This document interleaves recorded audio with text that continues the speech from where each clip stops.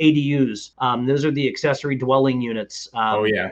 Those are big. It basically enables you to add another unit to your property, which by and large across the country usually isn't as easy to do as it will be now in California. In California, the cost of living there is insane. So it's helping a lot of people be able to mitigate those high rising costs. 203K loans are one of the things you can use to build these ADUs. And this is kind of something I've always taught, is if you live somewhere where you love it and you just want to add on, what a better way to do it? Add on an ADU or add on a whole addition. People sometimes don't want to uproot their families, so you don't need to.